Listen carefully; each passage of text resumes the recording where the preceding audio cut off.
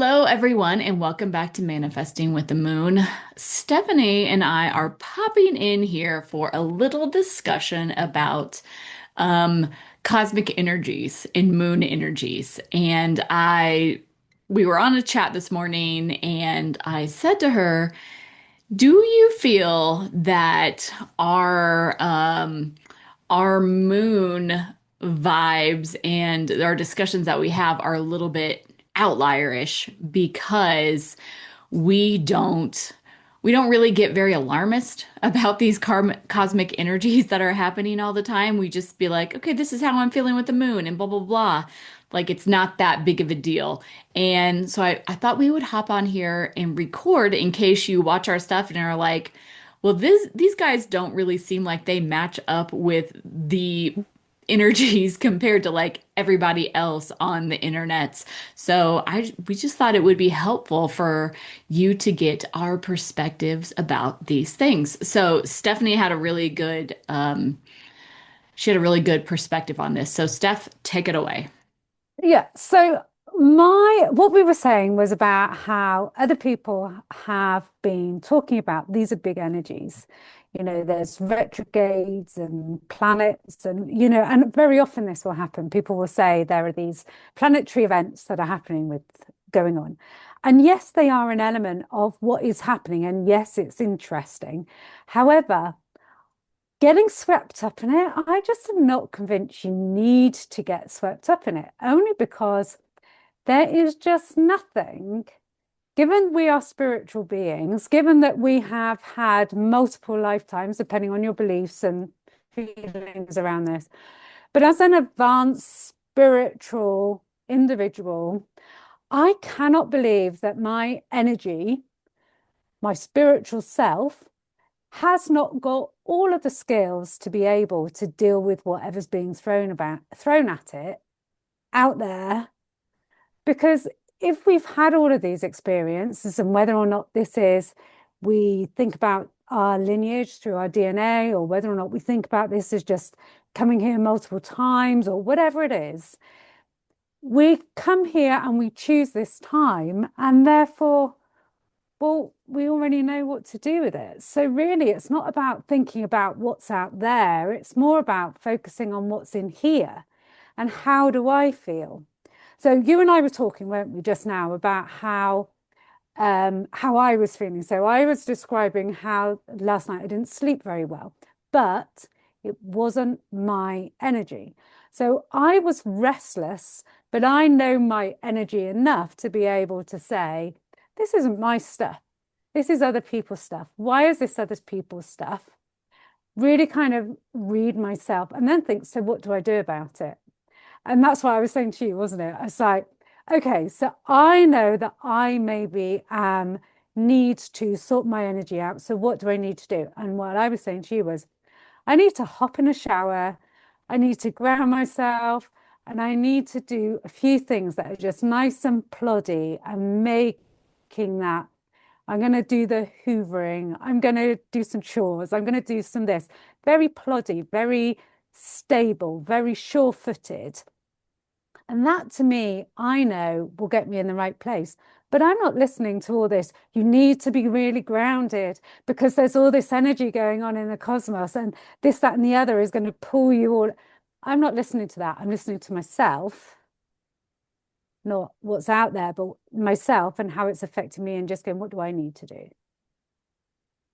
Does that make sense? It's almost like I'm going in rather than going out. Yeah, it absolutely makes sense. And I think that if you want to believe that the planets are going to have absolute complete control of your life, then they will, right? But I think that we have enough proof right now to where people are so disconnected from, planetary energies and lunar energies and even their own energies that if you don't believe any of that, then you are either not going to acknowledge that they're affecting you or they are not going to affect you, right? Because we are our own sovereign beings and our own energetic beings. And so there's all kinds of energy going around us all the time based on not just the planets or the moon, but like environmental and being in other people's energies. And it's so like it's your energy, right? You can block off whatever you want. So, or you can also take in whatever you want. So if you don't want to, deal with all of this retrograde stuff and all of the intense moon energies that are doing, then don't. You can choose to, or you can choose not to. That's like kind of the beautiful thing about being a human. So I take Yeah. it as a very like, okay, yeah, this is what the moon is offering me based on where it's at and like the phase and the sign it is in. And so this is the energy that I have available to me to move through this month if I want to use it. So Hmm. it's anything is accessible if you want it. And so I also don't believe in the very alarmist things that are going on. And it's not to say that those things are not true, but they're not true for me because Yeah. I don't choose that perspective, right? I don't want to, give up that control of my energy to some planet being in retrograde. Yeah. So, yeah. I guess it's a bit like if somebody tells us enough, we've got to be really, this is going to be a really tough month. This month, it's going to be a tough one. Oh, really? This month's going, you get so caught up into the what you have been told, you aren't necessarily deciding whether or not it's going to be a tough month or not. Maybe it isn't going to be a tough month. Actually, maybe this month's going to be your best month.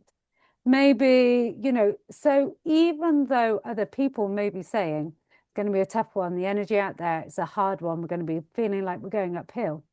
Maybe, or maybe not, because you have to remember we have chosen to come back at this time. So who's to say if it's going to be hard? Maybe it isn't going to be hard. Maybe actually we're just going to breeze through it because, well, quite frankly, we've been through so many other lifetimes with these planets in these alignments that really it's just like, oh, same old.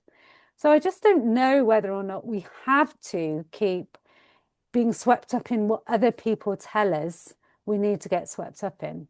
I'm just not so sure. So I don't play the game, I guess. I don't let other people necessarily drive me to the place where they think I should be feeling.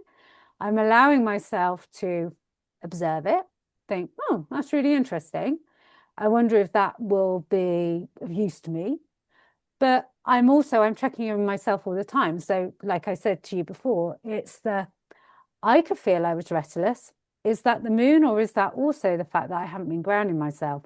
Either way, I know what I need to do. It doesn't really matter where the energies come from, but I do know that for me, I need to do some nice, slow, steady grounding. Just even speaking like that is just this is what I need for me. And that is oh, there we are, nice and grounded, a little bit more out of my head. And that's what I need to do. And I'm just listening to me. I'm not listening to everyone else's story.